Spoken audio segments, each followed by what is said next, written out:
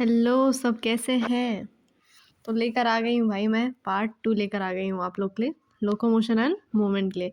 I am very sure कि जिन्होंने part 1 देखा, उनको हर एक पॉइंट समझ में आ गया होगा। पार्ट 1 देख लें मेरे चैनल में, right? Part 1 is edu playmate में जाइएगा, एड्यू प्लेमेट में जाना और आपको पार्ट 1 मिल जाएगा, ठीक है? पार्ट 1 में हम लोग ने जो कवर किया, अभी हम उसको रिवाइज़ करेंगे पहले, राइट? फिर हम पार्ट 2 शुरू करेंगे और आज ख़त्म कर देंगे, ठीक है?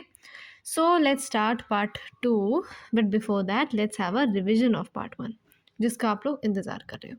तो यार यही सब किया था हम लोग ने पार्ट 1 में, जिनको याद है।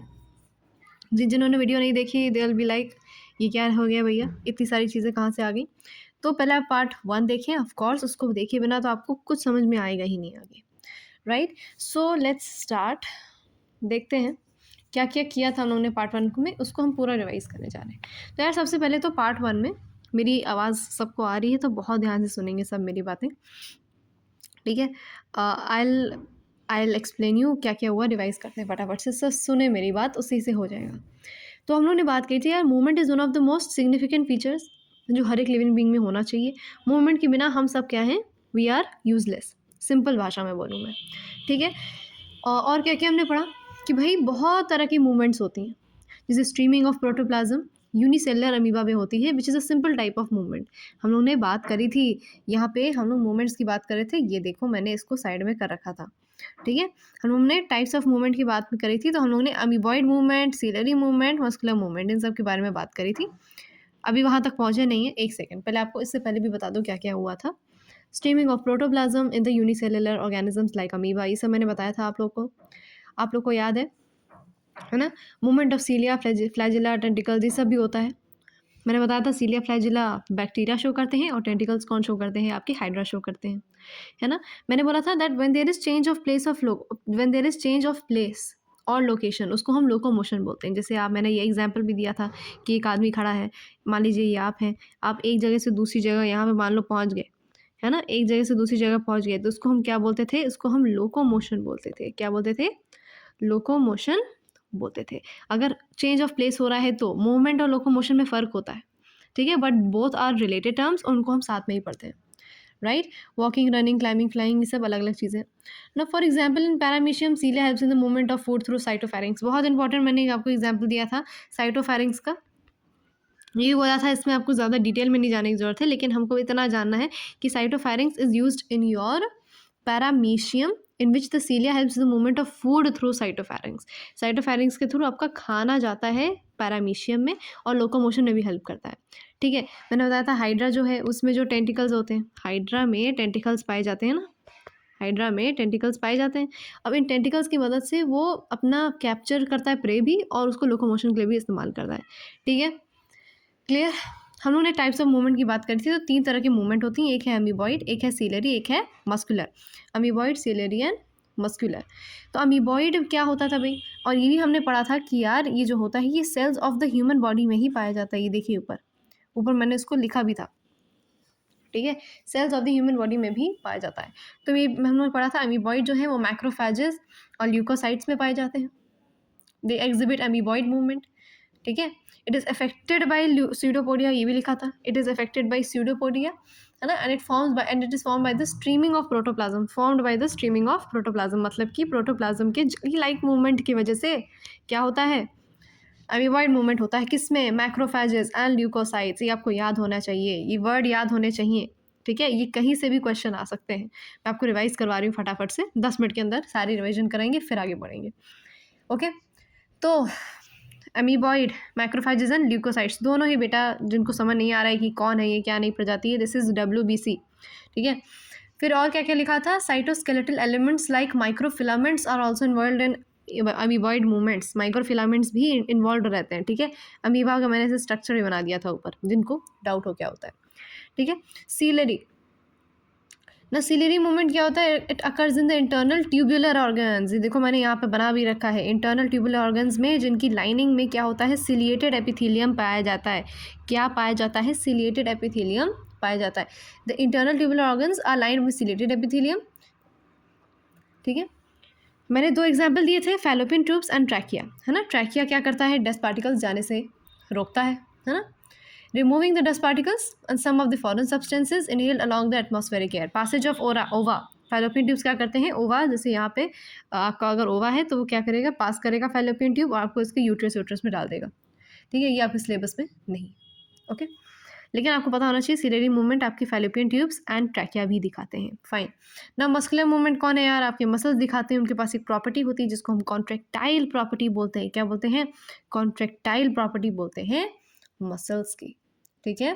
फिर हमने बात करी थी मसल्स की। मसल्स में हमने फ्लैजुलर मूवमेंट देखा था which was not so important, but हम लोग ने जान लिया था that it helps in the swimming of spermatozoa, maintenance of water current, canal system, sponges, इसे बताया था मैंने कि आप फ्लैजुलर मूवमेंट जो है it helps in the swimming of spermatozoa, maintenance of water current in the canal system of sponges. जो sponges होते हैं, मैंने आपको स्पॉन्जेस का स्ट्रक्चर बना के, भाई जिसने फर्स्ट वीडियो नहीं देखी है जाके देख लें भाई, बहुत इंपॉर्टेंट वीडियो है, उसके बिना आपको ये वाला वीडियो समझ नहीं आएगा, because of course it's interconnected, है ना।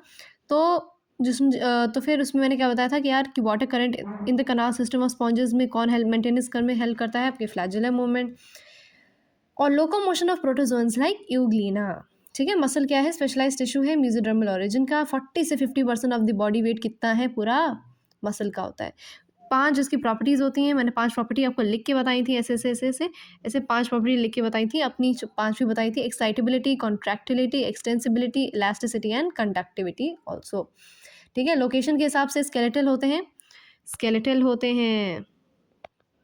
विसेरल होते हैं, और एक आखिरी वाला क्या है, कार्डियक होता है।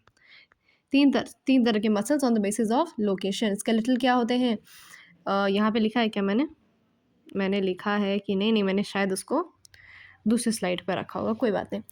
तो स्केलेटल मसल्स क्या है, क्लोजली एसोसिएटेड क्या है स्केलेटल कंपोनेंट से, मल्टी न्यूक्लिएटेड होते हैं, मतलब सिंसाइटियल होते हैं, ये भी बताया था मैंने, सिंसाइटियल होते हैं। This is the another term for, syncytial is the another term for multinucleated, ढेर सारे न्यूक्लियस होना, ये स्केलेटल मसल्स की खासियत है। उनके पास ऐसे स्ट्राइप्ड अपीयरेंस होती है, स्केलेटल मसल्स के पास क्या होती है, ऐसे स्ट्राइप्ड अपीयरेंस होती है, इसलिए इसको स्ट्राइटेड मसल्स भी बोला जाता है ना। They are known as voluntary muscles too and they are primarily involve in the locomotory actions. Visceral muscles बताया था मैंने, एलिमेंट्री कनाल, रिप्रोडक्टिव ट्रैक्ट, इन सब में पाए जाते हैं। स्मूथ मसल्स होते हैं, नॉन स्ट्राइटेड होते हैं। कार्डियक जो होते हैं बताने की जरूरत नहीं है, they are the muscles of the heart. हाँ, तो कार्डियक मसल्स क्या होते हैं, मसल्स ऑफ द हार्ट होते हैं और स्ट्राइटेड होते हैं, याद रखना स्ट्राइटेड होते हैं, ठीक है। सिलिंड्रिकल एंड ब्रांच्ड भी होते हैं। Yes of course they are involuntary in nature. आपके कार्डियक मसल्स और आपके कौन से वाले मसल्स, आपके विसेरल मसल्स कैसे होते हैं, इनवॉलेंट्री होते हैं नेचर में, इनवॉलेंट्री, ठीक है। और वो वाले स्केलेटल मसल्स वॉलेंट्री होते हैं। आज हमको स्केलेटल मसल के बारे में बात करनी है ना। और वैसे हम लोग कर भी चुके थे, ये रहा हमारा पूरा स्केलेटल मसल के बारे में पूरी बातें, ठीक है, okay. Each organise skeletal muscle बहुत ढेर सारे मसल बंडल से बने होते हैं, ढेर से। ये देखो, ये आला, ये सब क्या है, मसल बंडल्स हैं, है ना, जिसको हम फैसिकल भी बोलते हैं, ठीक है। मसल बंडल होते हैं जो एक कोलाजेनस कनेक्टिव टिश्यू लेयर, जिसको हम फैसिया बोलते हैं, ये रहा fascia.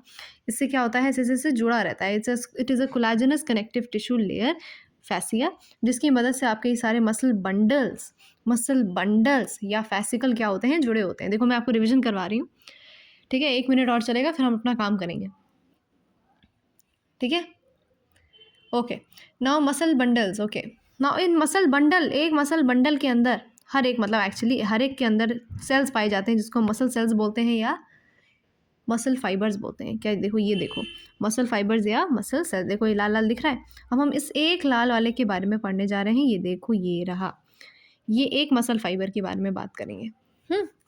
The muscle fibre is lined by plasma membrane, जिसे हम सार्कोलेमा बोलते हैं। प्लाज्मा मेम्ब्रेन, देखो ये प्लाज्मा मेम्ब्रेन, ठीक है। सार्कोलेमा इंक्लोजिंग द सार्कोप्लाज्म, अंदर क्या पाया जाता है, अंदर पाया जाता है आपका सार्कोप्लाज्म। ये देखो रहे हो, एक मसल फाइबर दिखा रही हूँ, जिन्होंने पिछली वीडियो नहीं देखी तुरंत जाके देखें, 1 घंटे की है सिर्फ, ठीक है। पूरा 1 शॉट आपका हो जाएगा 2-2.5 घंटे का जितने हुए, ठीक है, ये भी बताया था कि भाई इसमें पाया जाता है एंडोप्लाज्मिक रेटिकुलम, सार्कोप्लाज्मिक रेटिकुलम पाया जाता है आपके मसल फाइबर में। ये देखो सार्कोप्लाज्मिक रेटिकुलम, और ये भी बताया था that the store house of calcium ions is the sarcoplasmic reticulum. PYQ था ये, है ना। BIQ तो भैया हर एक लाइन हो चुकी है ऑलमोस्ट, तरीका है बस। सबसे ज़्यादा पूछे जाता है यार store house of calcium ions कौन है, सार्कोप्लाज्मिक रेटिकुलम। ठीक है, पैरेलली अरेंज्ड फिलामेंट्स पाए जाते हैं आपके किसमें, मसल फाइबर में पैरेलली अरेंज्ड फिलामेंट्स पाए जाते हैं। यहाँ पे मैंने इसका एक्सप्लेनेशन दिया था, जिन बच्चों को याद है बहुत अच्छी बात है, बहुत बहुत बहुत अच्छी बात है। जिन्होंने वीडियो देखा है तो पक्का से जानते होंगे। तो ये फिलामेंट्स हैं मायोफाइब्रिल्स एंड मायोफिलामेंट्स। इनको हम फिलामेंट्स को क्या बोलते हैं, मायोफाइब्रिल या मायोफिलामेंट। जो भूल चुके हैं ठीक है वो लोग सुन लो। नाउ ईच मायोफाइब्रिल एक डार्क बैंड होता है, एक लाइट बैंड होता है, डार्क बैंड होता है, लाइट बैंड होता है। डार्क बैंड में पाया जाता है मायोसिन, उसको हम बोलते हैं ए बैंड या अनाइजोट्रॉपिक बैंड। डार्क बैंड में पाया जाता है मायोसिन, उसको हम बोलते हैं ए बैंड या अनाइजोट्रॉपिक बैंड। लाइट बैंड में पाया जाता है एक्टिन, एक्टिन को बोला जाता है आई बैंड या आइजोट्रॉपिक बैंड। सिंपल, इतना ही पढ़ा था हम लोगों ने। एक और पॉइंट पढ़ लिया था बड़ी मुश्किल से कि भाई actin filaments are thinner as compare to myosin filaments. ठीक है, एक्टिन फिलामेंट्स क्या है, थिनर होते हैं as compare to the myosin filaments, and hence they are called as thin and thick filaments respectively. ये चीज़ हमने नहीं पढ़ी थी और अब यहीं से हमारा वीडियो स्टार्ट होता है। समझो कि ये जो ये इतना मोटा कैसे हो गया। ठीक है, तो ये जो लाइट बैंड है, ये जो लाइट बैंड है ना, थोड़ा सा और पतला, ये जो लाइट बैंड है इसमें ये मैंने बोला कि भाई आपका जो एक्टिन फिलामेंट्स होते हैं they are thinner than the myosin filaments. Myosin यानी कि जो डार्क बैंड है वो ज़्यादा भारी होता है, ज़्यादा मोटा होता है, it's much thicker. Actin filaments क्या होते हैं, ज़्यादा पतले होते हैं ना, ज़्यादा पतले होते हैं, तो they are called as the thin filaments also. इसको हम थिन फिलामेंट बोल देते हैं। और डार्क बैंड को क्या बोल देते हैं, यहीं पर लिख दे रही हूँ, यस, थिक फिलामेंट। ठीक है, क्लियर हो गया, इतना पॉइंट समझ में आया सबको, समझ में आ गया। ओके ना, अब हमारा जो शुरू होगा, असली चीज़ शुरू होगी। पहले आपको ये फिलामेंट्स वाली चीज़ समझ में आ गई। ओके, अब हम इस पूरे जो मैंने पढ़ा इस फिलामेंट्स के बारे में, जितना भी यहाँ पे देखो ये फिलामेंट एलिमेंट के बारे में पढ़ा, अब उसको अब थोड़ा और आगे जाते हैं। इन the centre of each I band, ना व्हाट इज़ आई बैंड, यहाँ पे देखो NCERT में बहुत कन्फ्यूज़ करके लिखा गया है। मैं एक एक चीज़ बता रही हूँ। In the centre of each I band is an elastic fibre called the Z line which bisects it. बहुत इंपॉर्टेंट, आई बैंड होता क्या है, it is the isotropic band. Isotropic band मतलब कि आपका लाइट बैंड, मतलब कि एक्टिन। ठीक है, एक्टिन है, आइजोट्रोपिक बैंड है, थिन बैंड। तो आई बैंड के सेंटर में, in the centre of each I band, हर एक आई बैंड के सेंटर में क्या एक इलास्टिक फाइबर पाया जाता है, जिस which is the Z line. Ma'am ये हम सबको समझ ही नहीं आ रहा, तो इसके लिए मैं आपके लेकर आई हूँ, चिंता ना करा करो यार कि मैम हमेशा आपके साथ है। देखो ये क्या लेकर आए हैं हम, डायग्राम लेकर आई हूँ मैं। तो यार हर एक आई बैंड के बाद, है ना, ये देख रहे हो हर एक आई बैंड, ये आई बैंड दिखा रखे हैं, है ना, थिक थिन। ओके, हर एक आई बैंड के बाद देखो ये Z लाइन दिख रही है सबको, ये Z लाइन, ये और ये, this is a Z line. In the centre of each I band is an elastic fibre called the Z line which bisects. ये देखो ये आपका कौन है, यहाँ पे लिखा भी हुआ है, this is the Z line. ठीक है, the thin filaments are firmly attach to the Z line. ये Z लाइन से देखो फर्मली अटैच्ड रहते हैं हमारे कौन, थिन फिलामेंट्स। याद रख लो ये पॉइंट हम ऊपर लिख लेते हैं, दैट हमारे जो थिन फिलामेंट्स हैं, जो हमारे जो थिन फिलामेंट्स या थिन फिलामेंट्स बोलो या किससे हमारे जो एक्टिन है, बच्चे बहुत कंफ्यूज होते हैं इन सब चीज़ों में। थिन फिलामेंट्स किससे जॉइंड हैं, जॉइंड फॉर्मली, हाँ वही मतलब, joined formally to your Z line. बहुत इंपॉर्टेंट लाइन जिसको सब बच्चे मिस मारते हैं कि भाई जुड़े किससे होते हैं आपके actin, joined by the Z line. ठीक है, आगे बढ़े, चलो। ओके, तो Z लाइन है ये, इससे आपके फॉर्मली जुड़े हुए हैं आपके कौन, thick filaments, sorry thin filaments आपके, sorry the thin filaments are formally attached to the Z line. आपके एक्टिन जुड़ा हुआ है, firmly attached to the Z line. Now the thick filaments in the A band are also held together in the middle of this band by a thin fibrous membrane called the M line. अब यहाँ पे ma'am M line तो दिया ही नहीं हुआ है, देखो M line यहाँ होता है, एम लाइन इज़ हियर, यहाँ पर होता है एम लाइन, ठीक है। जिनको नहीं पता, यहाँ पे हल्का सा मैं आपको कैसे बताऊँ, यहाँ पे हल्का सा ये आपका एम लाइन होता है, बनाने की ज़रूरत है नहीं, बस आप जान लो कि एम लाइन यहाँ होता है, ठीक है। The thick filaments in the A band, A band कहाँ है मैम, ए बैंड कहाँ है, ये है ए बैंड, आपको दिख रहा है कि नहीं दिख रहा है, ये ए बैंड आपको दिख रहा है, ठीक है। The thick filaments in the A band are held together in the middle of this band by a thin fibrous membrane called the M line. M line बीच में होता है, ठीक है। The A and I bands मतलब कि the isotropic band है ना, पहले तो आइसोट्रॉपिक बैंड है, ए बैंड क्या है भाई, भूल गए हो क्या, सब बच्चे भूल गए मुझे लग रहा है आधी चीज़ें। आपकी जो ए बैंड है, ए बैंड मतलब कि मायोसिन वाला dark band, the A band and the I band मतलब कि आइसोट्रॉपिक या एक्टिन वाला band. They are arranged alternately throughout the length of the myofibrils. The portion of the myofibril between two successive Z lines is considered as a functional unit of the contraction and it is called as sarcomere. यहाँ पे ही देखते हैं क्या है भैया sarcomere, यहाँ पे sarcomere बताया गया है कि ये क्या है, सार्कोमियर है। अब इसको समझो सार्कोमियर होता क्या है, the portion of the myofibril between two successive Z lines. ये देखो ये एक जेड लाइन, ये दूसरा जेड लाइन, यहाँ पे लिखा नहीं हुआ है, यहाँ पे लिख दूँ क्या मैं, ये कि ये जो ब्लैक चीज़ है this is the nothing else but your Z line only, है ना, ये जेड लाइन होता है ना। दो जेड लाइन्स के बीच का जो पोर्शन है ऑफ द मायोफाइब्रिल, ये मायोफाइब्रिल का पोर्शन है ना, सबको पता है ना ये चीज़, ये मायोफाइब्रिल का पोर्शन है, इसको हम क्या बोलेंगे, सार्कोमियर बोलेंगे। But what is sarcomere, it is a functional unit of contraction. यहीं पे बन जाता है दूसरा कुछ क्वेश्चन, और यहाँ से देखना शुरू करूँगी इस चीज़ के लिए, functional unit of contraction. What is the functional unit of contraction? The functional unit of contraction is nothing else but your sarcomere. कि सबको सार्कोमियर समझ में आया क्या है सार्कोमियर? सार्कोमियर देख लो बेटा, सार्कोमियर इज दिस, ये आपका ये देखो ये जेड लाइन है, ये जेड लाइन है, इसके बीच का जो मायोफाइब्रिल में जितना भी पोर्शन है, the portion of the myofibril between two successive Z lines is considered as the functional unit of contraction, that is the sarcomere. ठीक है, sarcomere होता है and it is a single unit where the contraction will occur. In a resting state, the edges of thin filaments on either side of the thick filaments partially overlap the free ends of the thin filaments, leaving central part of the. Okay, H zone देख रहे हो, H zone के बारे में बात करी जा रही है। अब एक आपको दिख रहा है कि भाई थिन फिलामेंट्स और थिक फिलामेंट्स एक ऐसी जगह है जहाँ पर बिल्कुल ही ज्वाइन नहीं कर रहे हैं। You see the edges of thin filaments, the central part of the thick filament not overlapped by the thin filaments. एक ऐसा पार्ट जहाँ पे आपके थिक फिलामेंट्स जो हैं they are not overlapped by the thin filaments. याद रख लो एक चीज़ तो याद रख लो कि अगर ये आपका थिक फिलामेंट है, if this is your thick filament, तो उसके ऊपर आपका कौन आ जाता है, उसके ऊपर आपका आ जाता है एक थिन फिलामेंट, ठीक है। उसके ऊपर ओवरलैपिंग होती है, क्या होती है, ओवरलैपिंग, यहाँ पे लिख दूँ क्या, ओवरलैपिंग बाय थिन फिलामेंट, ठीक है। क्लियर हो गया इतना पॉइंट, चलो अच्छी बात है ना, समझ में आ गया सबको, ये समझ में आ गया जितना बताया मैंने, ये वाला पोर्शन, ये सब क्या है, ये रहा, ये वाला पूरा डायग्राम बहुत इंपॉर्टेंट डायग्राम है, ये पूरा डायग्राम समझ में आया सबको।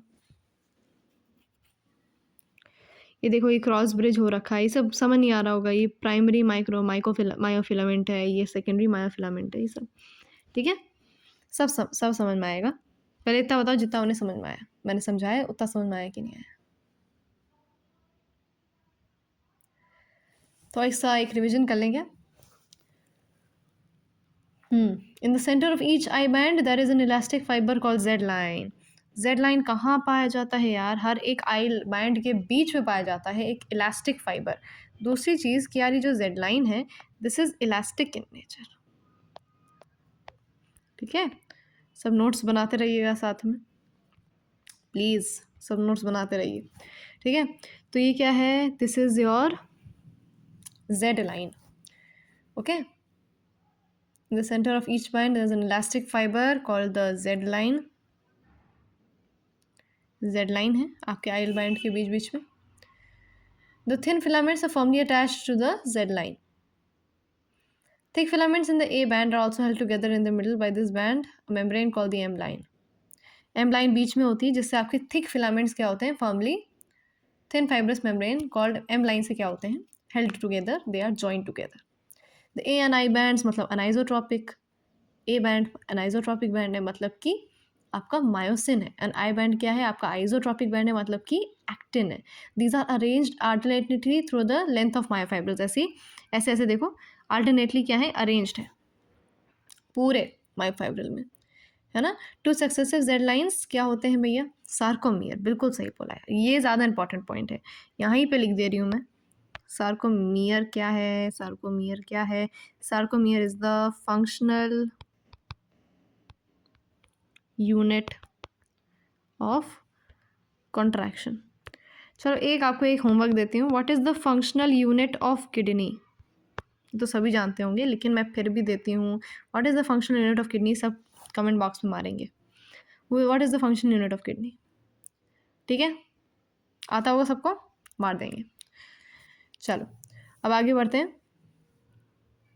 ओके, सार्कोमियर समझ में आया. दो जेड लाइन के बीच में जो भी आपका पोर्शन है मायोफाइब्रल का, that is the sarcomere which is the functional unit of contraction. ये क्या हो गया, कुछ गड़बड़ हो गई,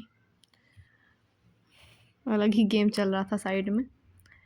हाँ ओके, तो ये रहा. सार्कोमियर क्या था, फंक्शनल यूनिट ऑफ कॉन्ट्रैक्शन. चलो इतना समझ में आया सबको, हर एक पॉइंट मैंने इसमें हर एक पॉइंट बता दिया. चलो अब आते हैं बगल में. मैम ये क्या नई चीज़ बता रहे हो, this is your what, this is your structure of contractile protein. अभी तो एक सांप लग रहा होगा, है ना, with 2 heads, 1 head, 2 head. But अभी आपको समझाती हूँ क्या क्या है. चलो आगे बढ़े. ओके, नाउ ईच एक्टिन और the thin filament is made up of 2 filamentous actins helically wound to each other. देखो होता क्या है आपका, ये ऊपर वाला जो डायग्राम है, पहले आपको ये बताऊँ मैं, ये क्या है ऊपर वाला diagram, this is the main point. ऊपर वाला डायग्राम आपका एक्टिन है, ये है आपका, ये एक्टिन है, क्या है ये एक्टिन है. इसको पढ़ते हैं पहले, एक्टिन को पहले पढ़ना है, ठीक है. तो एक्टिन जो है it is made up of 2 F filamentous actins. देखो ये एक पहला एक्टिन है ये, और ये F filamentous दूसरा एक्टिन है. देख रहे हो ऐसे जो चेन की तरह, जो नहीं मोती लग रही, मतलब माला, मोती की माला लग रही. ये देखो ग्रीन कलर की माला लग रही है ना, ये F एक्टिन होता है. This is a chain, this is made up of 2 F actin. F actin से बना होता है. What is F actin here, F actin is nothing else but the filamentous actin. filamentous, F stands nothing else but for, क्या है writing आ रही है ना,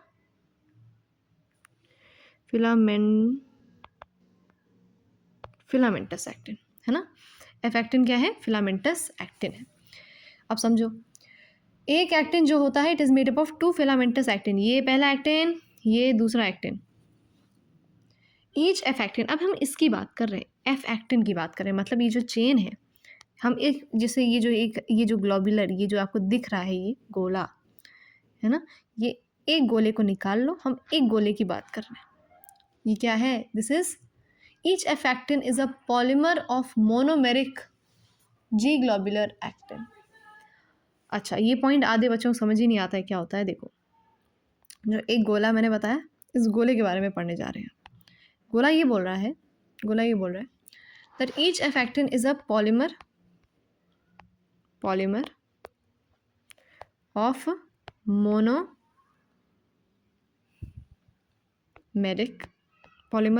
monomeric G globular actins. ठीक है, समझना ये है कि पॉलीमराइजेशन हुआ आपके ग्लोबुलर एक्टिन का F बनने के लिए. पॉलीमर कौन होता है, पहले बताओ. एक पॉलीमर क्या चीज़ है, पॉलीमर समझो पहले होता क्या है, फिर मैं आपको बताऊँ आगे कि क्या चीज़ बता रहे हैं. पॉलीमर क्या है? पॉलीमर देखो क्या होता है। पॉलीमराइजेशन होती है किसी चीज़ को बनाने के लिए। यहाँ पर पॉलीमराइजेशन हुई है जी की, एक सेकेंड, यहाँ पे जी की पॉलीमराइजेशन हुई है। किसकी? जी की पॉलीमराइजेशन हुई है। क्या बनाने के लिए? एफ एक्टिन बनाने के लिए। तो what is F? F is the polymer of G. समझे? तो जी का क्या हुआ? पॉलीमराइजेशन हुआ। जी के पॉलीमराइजेशन की वजह से एफ बना। तो एफ क्या बन गया? F is a polymer of G. फिर से सुनो, जी का क्या हुआ? पॉलीमराइजेशन हुआ। जी ग्लोबुलर प्रोटीन्स है ना, ग्लोबुलर एक्टिन है, ग्लोबुलर एक्टिन है। तो जी का क्या हुआ? पॉलीमराइजेशन हुआ। जी के पॉलीमराइजेशन से आपका एफ बना। एफ क्या हो गया? एफ क्या बन गया? पॉलीमर बन गया इसका, ग्लोबुलर जी का। इसलिए हम बोलते हैं दैट ईच एफ एक्टिन क्या है? It is the polymer of monomeric ji globular actin. ठीक है? ऐसे देखो चेन, लंबी सी ऐसी चेन आपको मिल जाएगी, ऐसे हेलिक्स के फॉर्म में, helical structure, just like your DNA. आपके डीएनए की तरह आपके एक्टिन में जो एफ एक्टिन है वैसे ऐसे क्या हो रखे हैं? हेलिक्स बना रखे। Now two filaments of another proteins that is tropomyosin also run close to the F actins throughout its length. ये देखिए इसकी बात हो रही है, अब ट्रोपोमायोसिन की बात हो रही है। ये देखो ये जो रस्सी जैसा स्ट्रक्चर है, ये जो रस्सी जैसी ये दिख रहा है ना, ब्राउन ब्राउन रस्सी जैसा structure, this is your tropomyosin. ठीक है? ट्रोपोमायोसिन क्या होता है? It is also a protein. क्या होता है? ट्रोपोमायोसिन भी क्या है? एक प्रोटीन ही है, उसके अलावा कुछ नहीं है tropomyosin. And it also runs close to the F actin. A complex protein, troponin, is distributed at regular intervals on the tropomyosin. याद रखना, ट्रोपोमायोसिन में ट्रोपोनिन पाया जाता है। ये देख रहे हो? जैसे एक गोला, दो गोला, तीन गोला, एक गोला, दो गोला, तीन गोला, एक गोला, दो गोला, तीन गोला। तो ये जो मैंने बताया, पूरा एक्सप्लेन किया, दिस इज ट्रोपोनिन। ट्रोपोनिन कहाँ पाए जाते हैं? ट्रोपोमायोसिन के ऊपर ऐसे ऐसे रखे रहते हैं, ट्रोपोमायोसिन के ऊपर। समझ में आ रहा है? क्लियर? ट्रोपोमायोसिन के ऊपर होते हैं।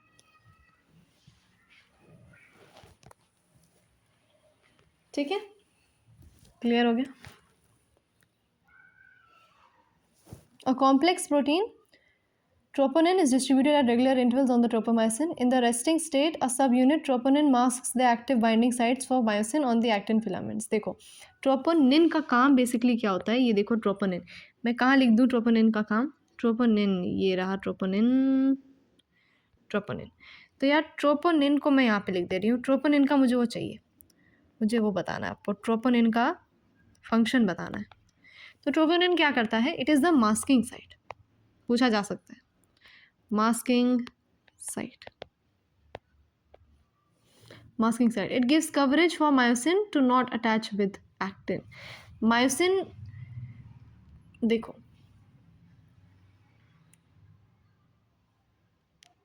करता क्या है ट्रोपोनिन?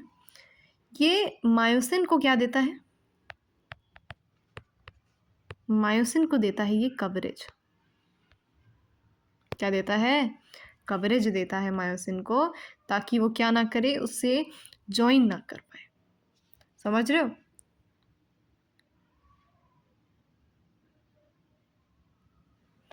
ठीक है?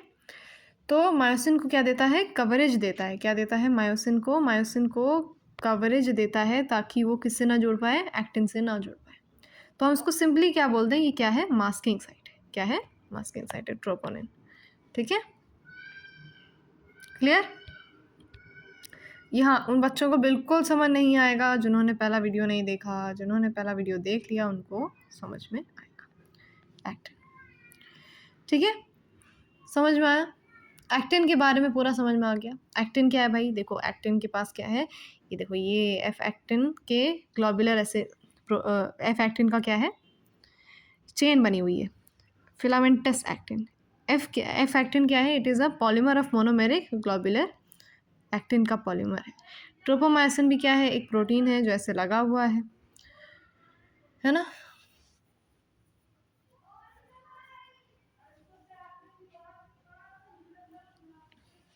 एफ एक्टिन के क्लोज रन करता है थ्रू आउट इट्स लेंथ। उसके ऊपर भी प्रोटीन्स पाए जाते हैं ट्रोपोनिन नाम के। ट्रोपोनिन क्या है? मास्किंग साइट है। And they cover the they give coverage to myosin to not attach with the actin. ठीक है, अब भैया नीचे आ जाते हैं। This is one of the very nice one diagrams. Ma'am ये किस चीज़ का डायग्राम है, जिसको नहीं पता, ये मायोसिन का डायग्राम है। ठीक है, myosin, meromyosin, the monomer. Okay, each myosin या thick filament is a polymerised protein. पहली बात तो ये समझो कि क्या है, ये एक पॉलीमराइज्ड प्रोटीन है। कैसा प्रोटीन है? पॉलीमराइज्ड प्रोटीन है। ठीक है, many monomeric proteins called meromycins constitute one thick filament। ढेर सारे मोनोमेरिक प्रोटीन्स जो होते हैं, देखो ढेर सारे, एक मोनोमेरिक प्रोटीन जो होते हैं, ढेर सारे मोनोमेरिक प्रोटीन्स जो होते हैं, दे क्या करते हैं, ये ज्वाइन करते हैं, ऐसे ऐसे ज्वाइन करते जाते हैं मोनोमेरिक प्रोटीन्स क्या बनाने के लिए, जिनका नाम क्या होता है इनमें, इनका नाम होता है मेरोमायोसिन्स होता है। मेरोमायोसिन्स क्या करते हैं भाई, मेरोमायोसिन्स क्या करते हैं, they constitute one thick filament and each meromycin has two important parts, a globular head with a short arm and a tail and the former being called the heavy meromycin। ठीक है, अच्छा देखो मेरोमाइसिन क्या होते हैं, जुड़ जुड़ के बनते हैं। मेरोमाइसिन जब जुड़ते हैं तो क्या बनाते हैं, मायोसिन बनते हैं। ढेर सारे मेरोमाइसिन ही जुड़ जुड़ के क्या बनाते हैं, मायोसिन बनाते हैं। उसके दो इंपॉर्टेंट पार्ट्स होते हैं, एक होता है globular head, this is the HMM, heavy meromeric part, heavy meromyosin, and the latter the light meromyosin part, ये होता है लाइट मेरोमाइसिन पार्ट। ठीक है, ये होता है heavy meromyosin part and this is the light meromyosin part. ठीक है, okay, heavy is HMM, heavy meromycin, and the light meromycin is LMM। The HMM component, that is the head and the short arm, projects outwards at the regular substance at the regular distance. An angle from each other from the surface of polymerized myosin filament is called as the cross arm। ठीक है, so the head and short arm project outwards at the regular distance and an angle from each other. ये देख रहे हो यहाँ पे एक angle बन रहा है, ये देख रहे हो, इसको हमने थीटा मान लिया मजाक कर रही हूँ, मतलब यहाँ पे जो एंगल बन रहा है, ये देखो, ये जो एंगल बन रहा है, इसको हम लोगों ने क्या बोल दिया, एक एंगल बना रहा है from each other from the surface of a polymerised myosin filament and it is called as the cross arm. समझ में आ गया? ठीक है, ये जो ग्लोबुलर हेड है आपका, ये जो हेड है ना, it is an active ATPase enzyme. यहाँ पर क्या है, एटीपी बाइंडिंग साइट्स भी हैं and has binding sites for ATP and active sites for actin. Actin binding sites and ATP binding sites. ठीक है, यहाँ पर ये देखो, ये है ATP binding sites and this is your actin binding sites. समझ में आ गया मायोसिन और एक्टिन का? थोड़ा सा टफ था ये वाला पोर्शन, इसलिए मैंने इसमें थोड़ा सा टाइम लगाया। ये पॉलीमर वाला समझना, ट्रोपोनिन का मास्किंग साइट वाला चीज़ समझो, इसका स्ट्रक्चर समझो। मायोसिन में ये समझो यार, ये पॉलीमराइज प्रोटीन है, ढेर सारे मोनोमेरिक प्रोटीन, ढेर सारे मेरोमाइसिन से क्या होता है, जुड़ जुड़ के बनता है आपका ये मायोसिन। ठीक है, इसके दो पार्ट होते हैं, एक होता है HMM, that is the heavy meromyosin, high meromyosin लिख के आ जाना, और एक है LMM, that is the light meromyosin. Heavy meromyosin में होता है आपका हेड, ये आपका हेड, और ये क्रॉस आर्म वाला पोर्शन होता है, इतना पोर्शन दिखा है मैंने। क्रॉस आर्म क्या होता है, it is the angle which is formed here. देखो यहाँ पे जो एंगल बन रहा है, ये क्रॉस आर्म है। हेड एंड शॉर्ट आर्म, ये जो आपका हेड है और यहाँ पे ये आपका हेड है और ये शॉर्ट आर्म है, इसकी वजह से क्या बन रहा है, एक एंगल बन रहा है ना। They project outward at regular distance and angle from each other, और उसको हम पॉलीमराइज डिस्टेंस फिलामेंट, और उसको हम क्या बोलते हैं, क्रॉस आर्म बोल देते हैं, सिंपल। ग्लोबुलर हेड, इसमें एक्टिन बाइंडिंग साइट्स भी हैं, ATP binding sites. ATP binding sites यहाँ होते हैं और एक्टिन बाइंडिंग साइट्स क्या होते हैं, यहाँ होते हैं। क्लियर हो गया पॉइंट? क्लियर हो गया? ये दोनों डायग्राम्स बहुत अच्छे से एक्सप्लेन किया है मैंने। ठीक है, अब आने वाले हैं हम लोग एक बहुत इंपॉर्टेंट टॉपिक पे, which is the mechanism of muscle contraction. Mechanism of muscle contraction, समझे मेरे साथ?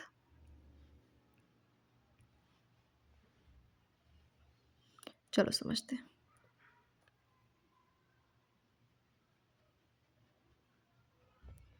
ये हो गया, द हाईलाइट, ताकि पता चले कि हम लोग कर क्या रहे हैं। ठीक है, okay. Now the best example, the means the best explanation जो आपको मिला है, वो मिला है आपको मैकेनिज्म ऑफ मसल कॉन्ट्रैक्शन को bye the sliding filament theory. क्या है? Sliding filament theory. Sliding filament theory जो है, उसकी वजह से आपको बहुत अच्छे से पता चला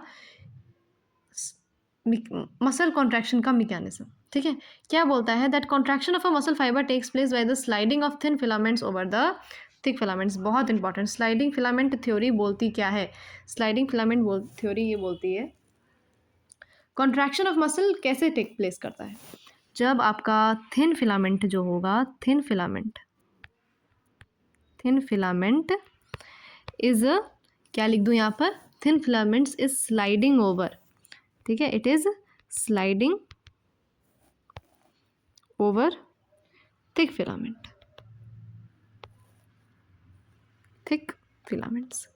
ठीक है, यही होता है आपका स्लाइडिंग फिलामेंट थ्योरी।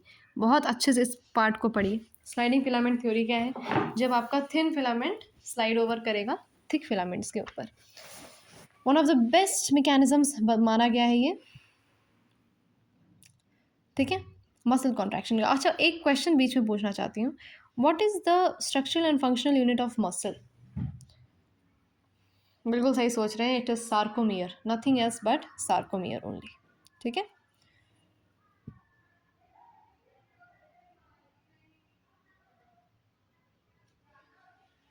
ठीक है। स्लाइडिंग फिलामेंट थ्योरी क्या होता है? Thin filament is sliding over the thick filament of your muscle protein.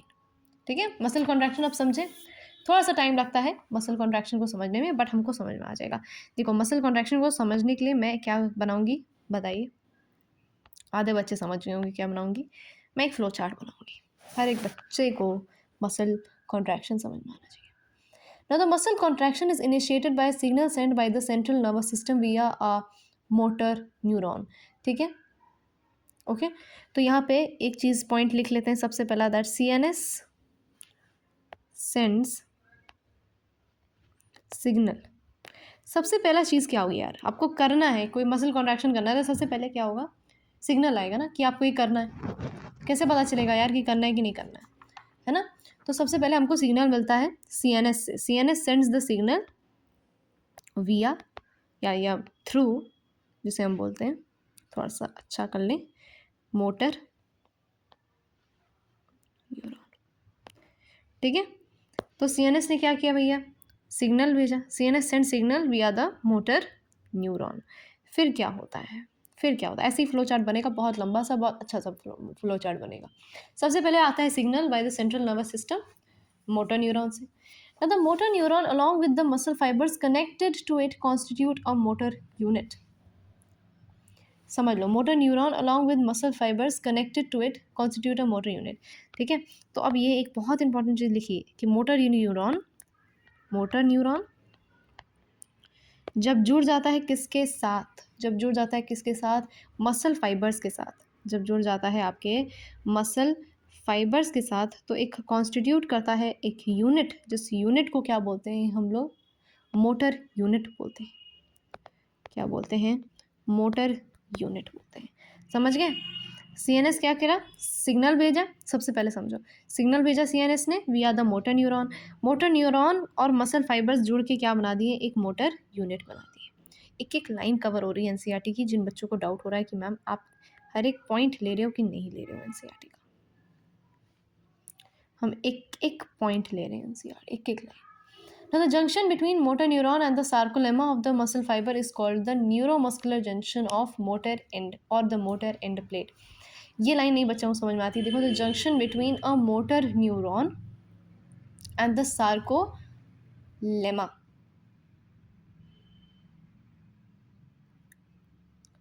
ठीक है, व्हाट इज सार्कोलेमा? मैंने आपको बताया था ना, सार्कोलेमा क्या होता है। देखा, मसल फाइबर में पहुंच गए हम लोग। अब तो मसल फाइबर का प्लाज्मा मेम्ब्रेन क्या है? सार्कोलेमा है ना। मसल फाइबर का प्लाज्मा मेम्ब्रेन है sarcolemma. So motor neuron, the junction between motor neuron and sarcolemma of the muscle fibre क्या हो जाते हैं, न्यूरोमस्कुलर जंक्शन कहलाते हैं। ठीक है, so the it is the junction, एक second, the junction between sarcolemma, junction between sarcolemma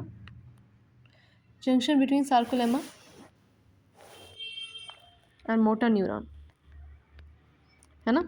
and motor neuron क्या बना देता है आपका, न्यूरोमस्कुलर जंक्शन बना देता है। इट इज़ द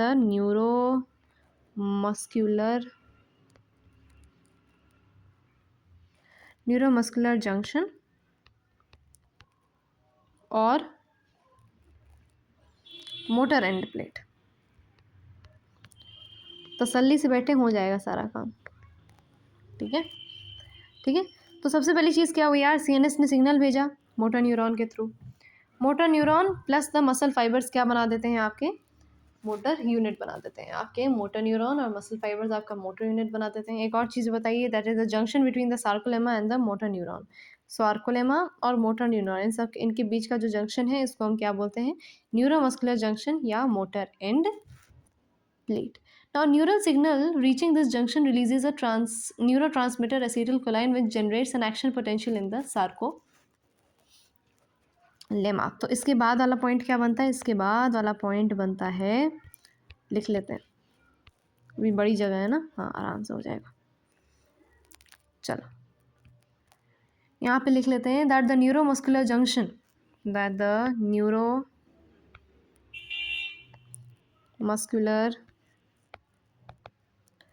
जंक्शन क्या करता है, इट रिलीजेस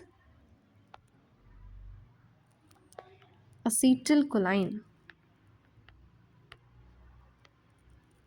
असीटिलकोलिन कुछ लोग बोलते हैं, वो भी सही है, कौन बोला गलत है ना।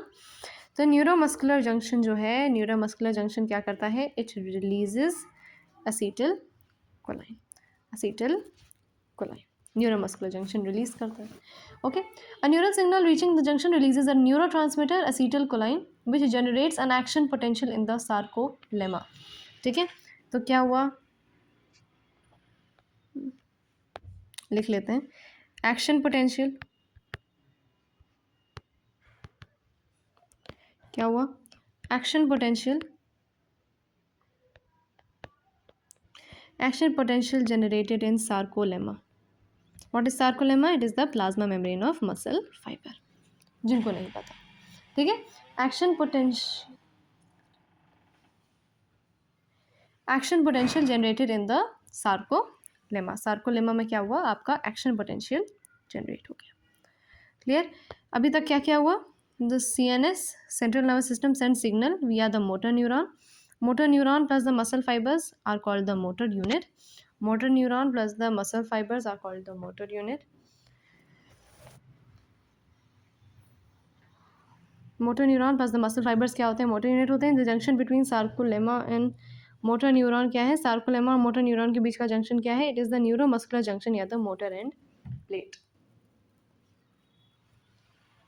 the neuromuscular junction releases acetylcholine। ठीक है, फिर उसके बाद एक्शन पोटेंशियल जनरेट होता है सार्कोलेमा।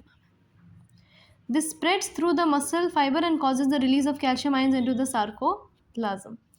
बाय कौन रिलीज करेगा ये, ऑफ कोर्स आपका सार्कोप्लाज्मिक रेटिकुलम रिलीज करेगा, बिकॉज सार्कोप्लाज्मिक रेटिकुलम क्या है, it is the store house of calcium ions. Store house of calcium ions कौन है, आपका सार्कोप्लाज्मिक रेटिकुलम है। ठीक है, तो इसके बाद एक और लाइन लिख लेते हैं,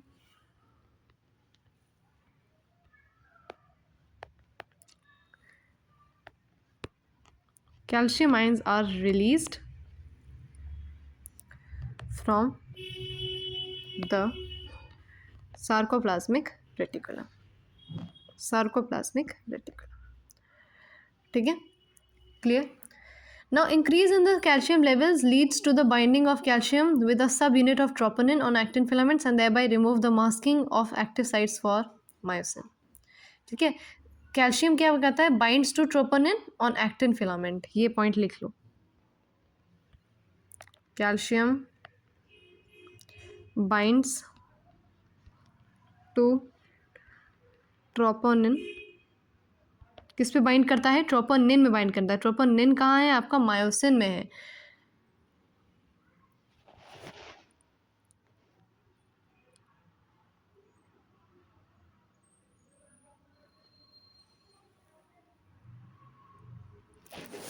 ठीक है, एक सेकेंड। हाँ, सॉरी मतलब ट्रोपोनिन कहाँ है? एक्टिन में है, गलती से बोल दिया, मायोसिन में है। C2+ binds to the troponin on actin, actin में बाइंड हो जाते हैं ऑन द एक्टिन फिलामेंट। ठीक है, ओके, क्लियर?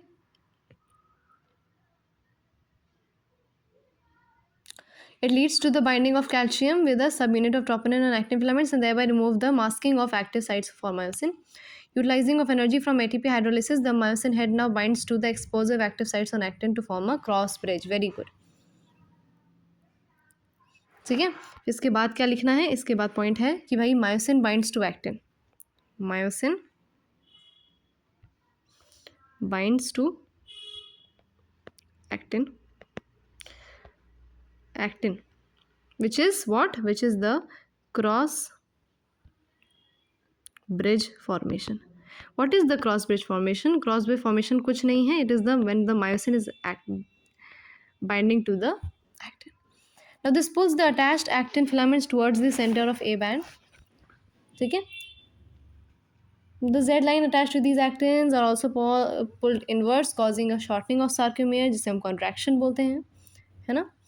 शॉर्टनिंग या कॉन्ट्रैक्शन ऑफ मसल में आई बैंड क्या हो जाता है? रिड्यूस हो जाता है। क्या हो जाता है? I band gets reduced during contraction. तो कॉन्ट्रैक्शन हो रहा है यहाँ पर, तो कॉन्ट्रैक्शन के टाइम पर क्या हो रहा है?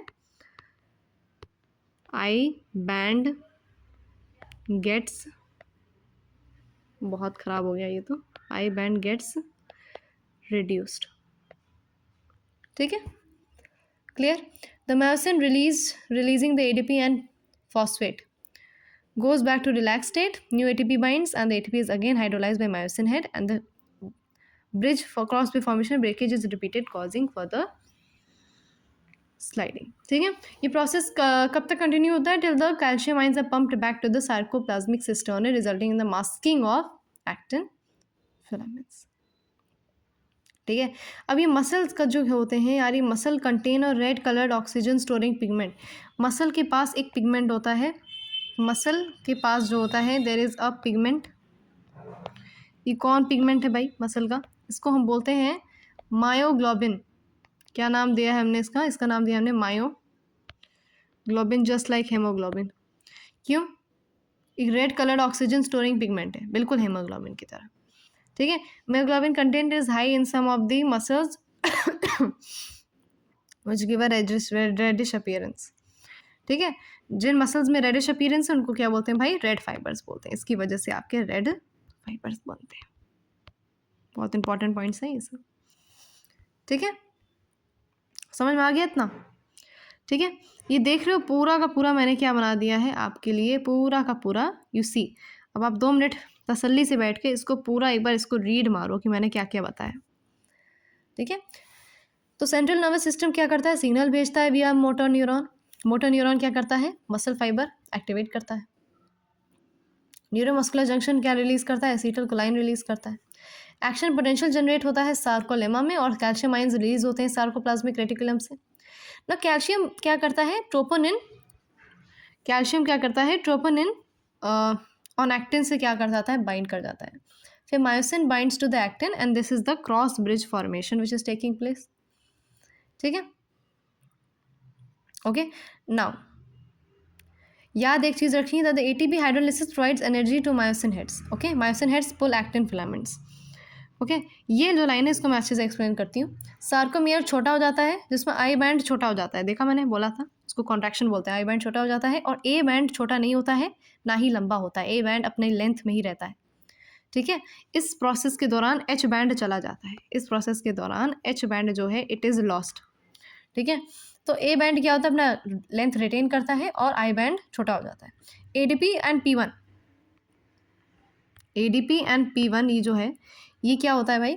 They are released and the myosin heads relax, new ATP bind होता है, क्रॉस ब्रिज ब्रेक होता है, साइकिल रिपीट करता है, Ca2+ पंप बैक होता है, मसल रिलैक्स हो जाता है, एक्टिवेशन रिपीट हो जाता है एंड लैक्टिक एसिड एक्यूमुलेशन होता है जिसकी वजह से आपको फटीग होता है। इसके बाद मैं यहाँ पे एक पॉइंट लिख देती हूँ, इसके बाद क्या होता है, लैक्टिक एसिड एक्यूमुलेशन होता है जिसकी वजह से आपको क्या लगता है, फटीग लगता है।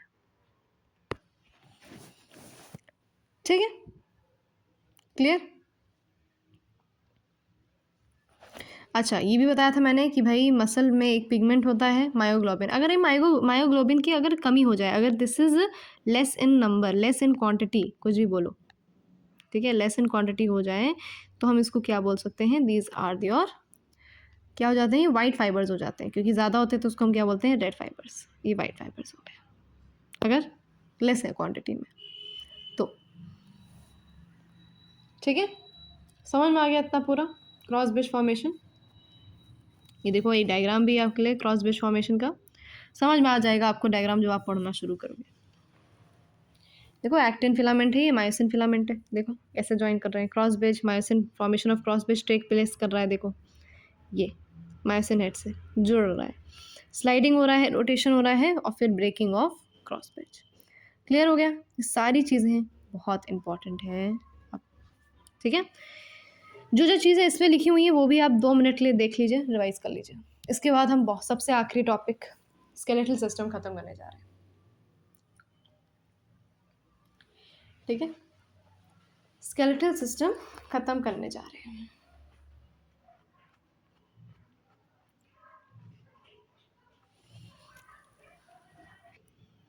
ठीक है, मतलब सब लोगों ने देख लिया पूरा डायग्राम जितना मैंने बताया, वेरी गुड।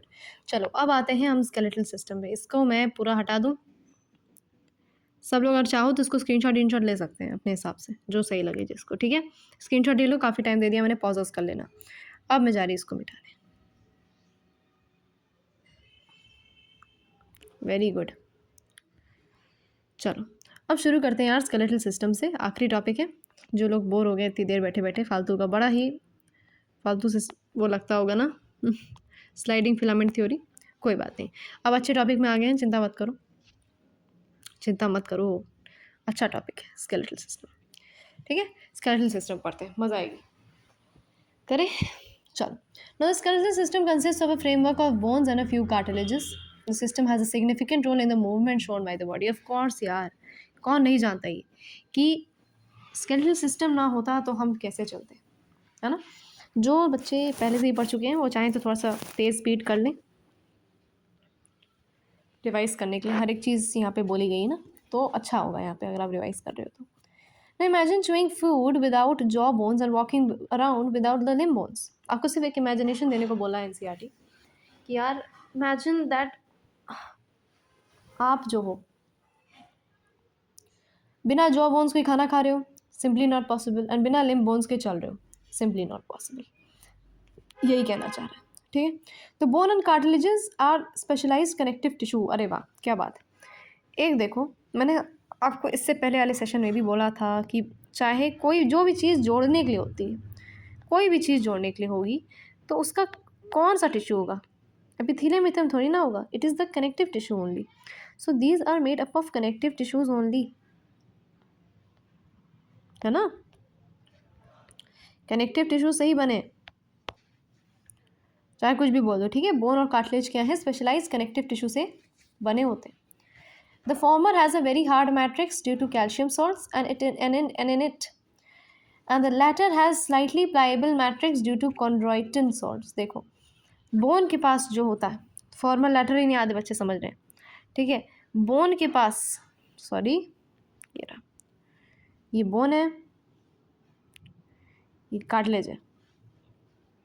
ठीक है, बोन के पास देखो क्या होता है, बहुत ज़्यादा हार्ड मैट्रिक्स होती है, क्योंकि उसमें क्या होते हैं, कैल्शियम सॉल्ट्स होते हैं, बहुत हार्ड मैट्रिक्स होती है इसकी, हार्ड मैट्रिक्स, बहुत ज़्यादा हार्ड मैट्रिक्स होती है बोन की, because of the calcium salts in it. समझ रहे हो। और कार्टिलेज का ये पॉइंट नहीं, कार्टिलेज की स्लाइटली प्लाइबल मैट्रिक्स होती है। कैसी होती है, it is having slightly pliable matrix. क्यों होती है इसकी ऐसी मैट्रिक्स, स्लाइटली प्लाइएबल क्यों होती है इसकी matrix? Because of the chondroitin salts, chondroitin salts, ठीक है। स्लाइटली प्लाइएबल मैट्रिक्स होती है, स्लाइटली प्लाइएबल मैट्रिक्स होती है because of the chondroitin salts. और आपकी बोन की क्या होती है, हार्ड मैट्रिक्स होती है because of the calcium salts. भूलेंगे तो नहीं, याद कर लो कि कैल्शियम एंड बोन एंड पहली बात तो बोन एंड कार्टिलेज क्या है, दोनों connective tissue, specialise connective tissues होते हैं, ठीक है। बोन जो है हार्ड मैट्रिक्स होती है इसमें because of calcium salts, and the cartilage is having a slightly pliable matrix because of chondroitin salts, ठीक है। अच्छा, अब ये बहुत इंपॉर्टेंट बात है कि बोन्स होते कितने हैं भाई, पूरे बॉडी में कितने बोन्स हैं, पूरे बॉडी में कितने बोन्स हैं? सो देर आर 206 बोन्स। कुछ याद हो ना हो, ये याद करके जाना है आपको। 206 बोन्स, क्या लिख रही हूँ मैं, 206 bones in the human body. Human body में पूरे के पूरे 206 बोन्स हैं, ना इससे कम ना इससे ज़्यादा, ठीक है। एंड अ फ्यू कार्टिलेजेस, ठीक है। एक दो डिवीजन होते हैं, एक होता है एक्सियल स्केलेटल होता है और एक होता है एपेंडिकुलर स्केलेटल, ठीक है, क्लियर। तो यार स्केलेटल सिस्टम जो है उसको हम एक और अच्छे से क्या करते हैं, डिवाइड कर देते हैं। चलो तो लिख लेती हूँ मैं यहाँ फिर से स्केलेटल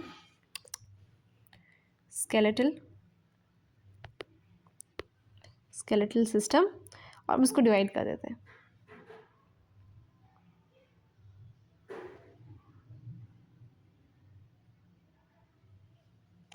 स्केलेटल सिस्टम, इसको डिवाइड कर देते हैं। कितने तरह के स्केलेटल सिस्टम होते हैं भाई? एक होता है आपका एक्सियल स्केलेटल, और एक होता है आपका, भागो भागो भागो, इस तरफ भागो, और एक होता है एपेंडिकुलर स्केलेटन। हर एक चीज़ के बारे में एक एक बस थोड़ा सा ही बचा है। जो लोग एनसीईआरटी खोल के बैठे होंगे उनको तो पूरा अंदाजा होगा कि ज़्यादा क्लास बची ही नहीं है, ठीक है। जो बच्चे बोर हो रहे हैं बैठे बैठे, है ना। ये हो गया axial and this is your appendicular, ठीक है। स्केलेटल सिस्टम क्या है, एक्सियल एंड एपेंडिकुलर। ओके ना, एक्सियल स्केलेटल के पास कितने होते हैं, 80 बोन। देखो 206 बोन होते हैं कुल मिला के, 206।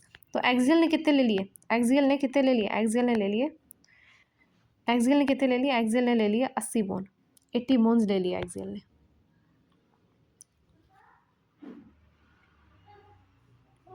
ठीक है। Distributed along the main axis of the body, the skull, vertebral column, sternum, ribs constitute the axial skeleton, ठीक है। ओके, तो लिख लो एक्सियल स्केलेटन में कौन कौन आता है। एक्सियल स्केलेटन में आता है आपका स्कल, कौन आता है, स्कल आता है आपका आता है वर्टेब्रल कॉलम। वर्टेब्रल कॉलम क्या है मैम, हमको पता ही नहीं क्या होता है। अरे यार रीढ़ की हड्डी होती है, जिनको नहीं पता, ठीक है। स्कल हो गया, वर्टेब्रल कॉलम हो गया, और क्या है, स्टर्नम। स्टर्नम पता है, नहीं पता कोई बात नहीं, आज पता चल कर लेंगे। और रिब्स, ये सब क्या है, these constitute the axial skeleton. 80 bone समझ लो, ठीक है। These constitute the axial skeleton. देख लो इस चीज़ को पहले अच्छे से एक बार तसल्ली से। Axial skeletal 80 bones in which this is the skull, vertebral column, sternum and ribs, ठीक है। The skull is composed of 2 sets of bones, cranial and facial. समझ नहीं आ रहा होगा यार, आधे लोग क्या होते हैं, स्कल क्या होता है भाई, 22 बोन्स लिख लो आगे, 22 बोन्स। मैम 22 क्यों लिख दिया आपने, क्योंकि एक होता है क्रेनियल, एक होता है फेशियल। क्रेनियल आपको पता है, आधे बच्चे जानते हैं, आधे ज़्यादा क्या सब जानते होंगे, वेरी श्योर कि क्रेनियम आपके ब्रेन वाला होता है, जहाँ आपका ब्रेन स्टोर होता है। और फेशियल क्या होते हैं, आपके बचे हुए जो आपके चेहरे के बोन्स होते हैं, है ना। क्रेनियल बोन्स कितने होते हैं, अब यहाँ पे थोड़ी सी एक्स्ट्रा इन्फॉर्मेशन, एक्स्ट्रा नहीं मतलब दी हुई है। क्रेनियल बोन्स कितने होते हैं, अरे यार क्रेनियल बोन्स कितने होते हैं, 8 क्रेनियल बोन्स होते हैं। कैसा 8 बना है ना ये अजीब सा, कोई बात नहीं। क्रेनियल बोन्स होते हैं 8, they form the hard protective outer covering cranium for the brain, है ना। क्रेनियम किस चीज़ पे होता है, ब्रेन की कवरिंग होती है ना क्रेनियम, ठीक है। और अब फेशियल उस पे आओ, फेशियल बोन्स पे आओ। फेशियल बोन्स कितने हैं, फेशियल बोन्स हैं आपके 14 skeletal elements which form the front part of the school, ठीक है। एक हायोइड बोन होता है which is present at the base of the buccal cavity, बिल्कुल नीचे एक बोन होता है आपके बकल कैविटी के, एंड उसको हम बोलते हैं hyoid bone, and it is present at the base of the buccal cavity and it is also included in the skull. बिल्कुल आप एनसीईआरटी की 17.6 डायग्राम देखोगे तो आपको दिख जाएगा बिल्कुल नीचे,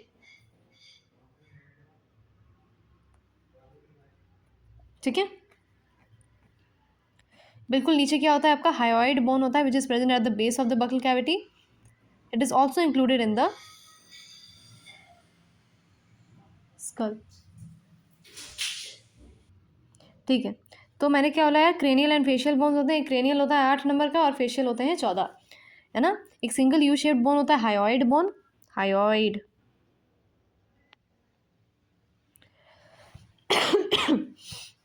हायोइड बोन होता है जो बकल कैविटी की बिल्कुल बेस पे प्रेजेंट होता है, बट वो भी स्कल में इंक्लूडेड होता है, ठीक है।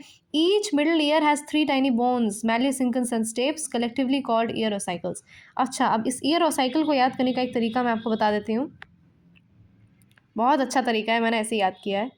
मिस हैज़ मिडल ईयर, एक मिस है उनके पास मिडल ईयर है, क्या बात है, एक मिस है उनके पास मिडल ईयर है, miss has middle ear, ma'am ये क्या है, मिस हैज़ मिडल ईयर, अब पता चलेगा क्या है।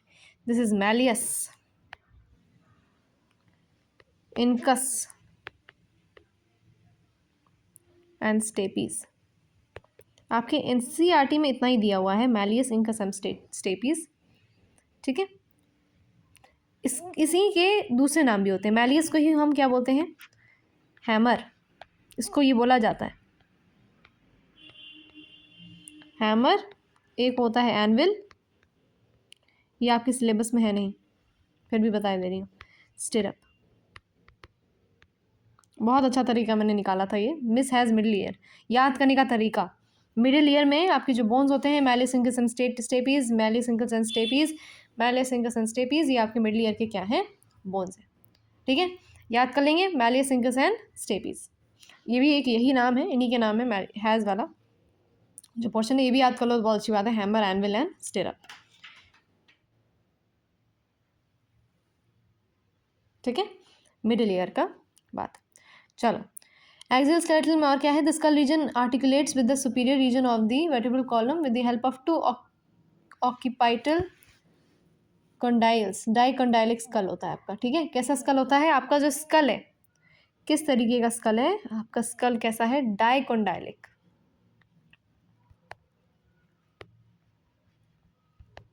कैसा स्कल है, डाइकंडाइलिक स्कल है ना। वर्टिब्रल कॉलम क्या होता है, it is found by 26 serially arranged units called the vertebrae and it is dorsally placed, ठीक है। बेस ऑफ द स्कल, देखो यहाँ से बताती हूँ, ठीक है। तो ये स्कल है मान लेते हैं, तो मैं इसको ये ले लिया मैंने, ये आपका क्या है, दिस इज योर स्कल,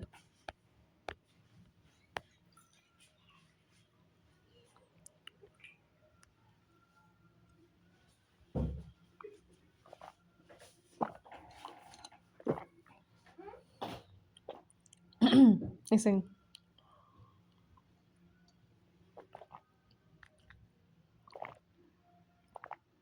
पानी पी लो थोड़ा, गला सूख गया है।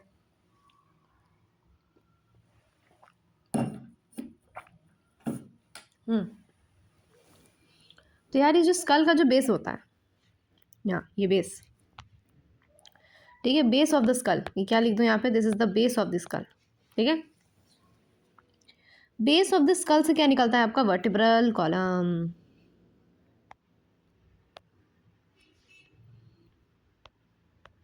ठीक है। बेस ऑफ द स्कल से कौन निकलता है आपका, वर्टिब्रल कॉलम निकलता है ना। तो वर्टिब्रल कॉलम क्या है, 26 सीरियली अरेंज, पहली बात तो इसको यहाँ पे मैंने ये कर लिया, हाँ अब अच्छा लग रहा है। तो पहली बात तो ये 26 सीरियली अरेंज्ड क्या होते हैं आपकी units called vertebrae and they are dorsally placed, dorsally मतलब पीछे placed, base of the skull से लेकर पूरा main framework of the trunk बनता है। ठीक है, न्यूरल कनाल होता है जिसके थ्रू आपका स्पाइनल कॉर्ड पास करता है। ठीक है, ये वर्टिब्रल कॉलम के बीच में क्या आपकी क्या होता है, एक न्यूरल कनाल होता है। ठीक है, लिख लो, ये सब पॉइंट्स बहुत इंपॉर्टेंट है।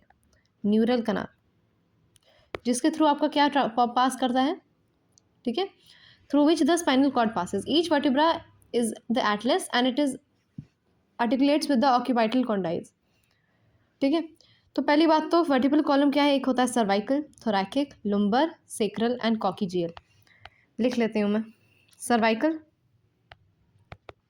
सर्वाइकल एक होता है सर्वाइकल, एक होता है थोरैकिक, एक होता है सर्वाइकल, एक होता है थोरैकिक, कहाँ गया, एक होता है लुम्बर, एक होता है सेक्रल, एक होता है लुम्बर, एक होता है सेक्रल और एक होता है कॉकीजियल।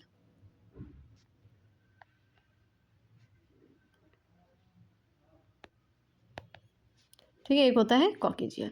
तो सर्वाइकल में कितने होते हैं, सर्वाइकल में कितने बोन्स होते हैं, cervical is 7, thoracic is 12, lumbar is 5। Cervical is 7, cervical, थोरैकिक,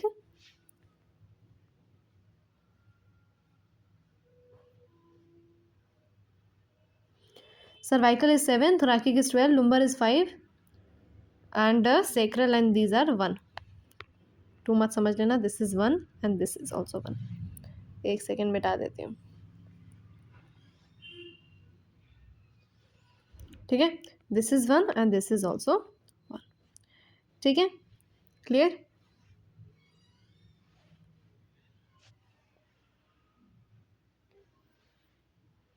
यहीं पे लिख लिया मैंने, इसको ये छोटा कर लिया, अब इसको हम पढ़ पाएंगे। ठीक है, सर्वाइकल कितने हैं, cervical is 7, thoracic is 12, lumbar is 5, sacral is 1 and coccygeal is also 1. Cervical is 7, thoracic is 12, lumbar is 5 and the rest sacral and coccygeal is 1.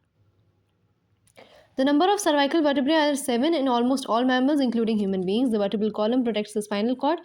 Vertebral column का काम बेसिकली क्या होता है, स्पाइनल कॉर्ड को protect करता है। Actually neural canal के थ्रू आपका क्या जाता है, आपका स्पाइनल कॉर्ड ऐसे रन करता है बीच से। वर्टिब्रल कॉलम का काम क्या होता है, आपकी स्पाइनल कॉर्ड को प्रोटेक्ट करना। Okay, suppose the head serves as a point of attachment for the ribs and the musculature of the back. Sternum is a flat bone on the ventral midline of the क्या, thorax। देखो आपको एक diagram दिखा रही हूँ, ये sternum देखो कहाँ है, ये देखो स्टर्नम। इसमें पेन नहीं चला पाऊंगी, खुद से देख लो स्टर्नम किधर है। ठीक है, स्टर्नम दिख गया कहाँ है, वेरी गुड। चलो इस पे आते हैं वापस। Now there are 12 pairs of ribs. Each rib is a thin flat bone connected dorsally to the vertebral column. ये सब आपको पता है। 12 तरह के रिब्स होती हैं, एक होती हैं, कुछ होती हैं ट्रू रिब्स, 7 होती हैं ट्रू रिब्स, लिख दे रही हूँ ये भी। ठीक है, ट्रू रिब्स कितनी होती हैं और फॉल्स रिब्स कितनी होती हैं, और एक होती है क्या, एक होती है फ्लोटिंग रिब्स। एक क्या होती है, एक होती है फ्लोटिंग रिब्स होती है। ठीक है, ट्रू रिब्स कितनी होती हैं आपकी, ट्रू रिब्स होती हैं 7, फॉल्स रिब्स होती हैं 3 और फ्लोटिंग रिब्स होती हैं 2। ठीक है, कुल मिला के कितने हो गए, कुल मिला के हो गए आपके 12 हो गए। ठीक है, ribs number 1 to 7 is true ribs. False ribs क्या है, 8 से 10 और 11 से 12, 11 और 12 क्या है, फ्लोटिंग रिब्स है। ठीक है, ले लो फोटो ले लो। ठीक है, it has 2 articulation surfaces on its dorsal end and it's called bicephalic. First 7 are true ribs. क्यों true ribs है ma'am, because they are attached to the thoracic vertebrae and ventrally connected to the sternum. Highline cartilage की मदद से, highline cartilage की मदद से, देखो white colour का कार्टिलेज दिख रहा है इसमें, यस, ये दो वाइट कलर का कार्टिलेज जो है, it is the highline cartilage which is joining it thoracic vertebrae and ventrally connected to the sternum with the help of, sternum से क्या है कनेक्टेड है with the help of hyaline cartilage। लेकिन 8th 9th और 10th पैर जो हैं उनके पास स्टर्नम से डायरेक्टली ज्वाइन नहीं है। अगर आप देखो, समझ रहे हो, स्टर्नम से डायरेक्टली ज्वाइंट नहीं है, अगर आप देख पा रहे हो। ओके, स्टर्नम से डायरेक्टली ज्वाइन नहीं, और देख ही रहा होगा कि भाई आपके 11th एंड 12th वाले जो हैं वो तो बिल्कुल ही ज्वाइन नहीं, वो तो फ्लोट कर रहे हैं, ठीक है। यही है आपका। Okay, thoracic vertebrae, ribs and the sternum together form the rib cage. The bones and the limbs along with their girdles constitute the appendicular skeleton. Very important. यहाँ पे हम लोग कितना सब कुछ पढ़ लिए, ये सब हम लोगों ने सिर्फ और सिर्फ एक्सियल के बारे में पढ़ा है। अब आते हैं अपेंडिकुलर पे। बस खत्म होने वाला है, बस खत्म होने वाला है, चिंता मत करो, ठीक है।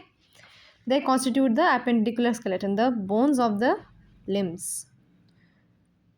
Limbs और उनके girdles क्या करते हैं भाई, अपेंडिकुलर स्केलेटन फॉर्म करते हैं। Each limb is made up of 30 bone. Each limb, one limb ऐसे लिखते हैं, each limb is made up of कितने बोन्स, 30 बोन्स, ठीक है। The bones of the hand which is called the fore limb are humerus, ठीक है। Radius and ulna, carpals wrist bone होते हैं और 8 होते हैं नंबर में। मेटाकार्पल कितने होते हैं, 5 होते हैं। फैलेंजेस कितने होते हैं, 14 होते हैं। फ्यूमर कितने होते हैं, थाई बोन होती है, and it is the longest bone. Very important, the longest bone in human body, longest bone in human body is the thigh bone which is the femur. Femur क्या है आपका, thigh bone है। समझ में आ रहा है सबको, बहुत अच्छे समझ में आ रहा है। टार्सल्स क्या है, एंकल की बोन होती है, 7 होती है। मेटाटार्सल 5 होती हैं, एंड फैलेंजेस कितनी होती है, 14 होती हैं। They are digits. एक पैटेला होता है कप शेप जो आपकी नी में होता है, राइट, नी में होता है। एक पेल्विक गर्डल होता है, helps the articulation of upper and lower limbs respectively with the axial skeleton, ठीक है। Each girdle is formed of 2 halfs, ठीक है। एक होता है भाई pectoral girdle which is the clavicle and the scapula. Scapula क्या है, लार्ज ट्रायंगुलर फ्लैट बोन है, डॉर्सल पार्ट में सिचुएटेड है ना। क्लेविकल क्या है, उसके बिलो होता है, और उसके बिलो होता है acromion which is a depression called the glenoid cavity which articulates with the head of the humerus to form the shoulder joint. इतना समझ में आया सबको, ठीक है।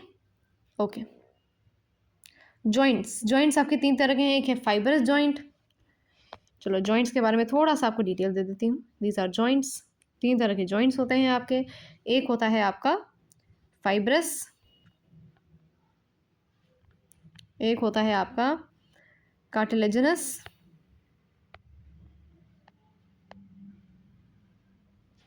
और एक होता है आपका साइनोवियल, ठीक है। 3 तरह के जॉइंट्स हैं, fibrous, cartilaginous and synovial. Fibrous joint जो होते हैं कोई मूवमेंट अलाउ ही नहीं करते, है ना। ये आपकी स्कल बोन्स में होते हैं। स्कल कहाँ पे आपका हिलता रहता है, थोड़ी ना हिलता रहता है, नीचे वाला हिलता रहता है, ऊपर वाला जो क्रेनियल वाले बोन्स है वो सब नहीं करते, है ना। कार्टिलेजिनस जॉइंट्स क्या करते हैं, they are joint together with the help of cartilages. जैसे आपके वर्टिब्रे में मैंने आपको बताया था, वर्टिब्रल कॉलम में भी कार्टिलेजिनस जॉइंट्स हैं।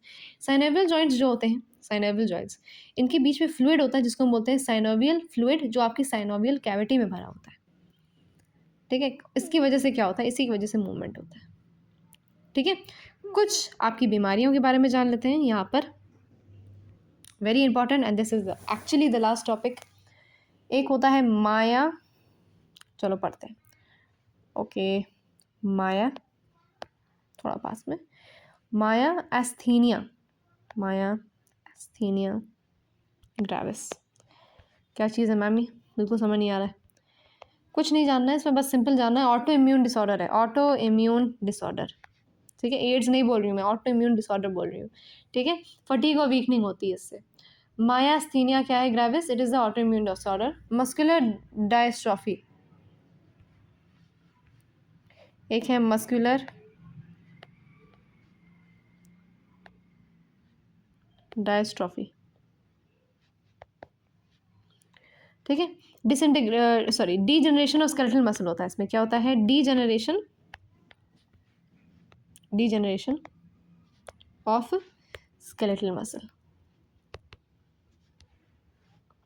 ठीक है।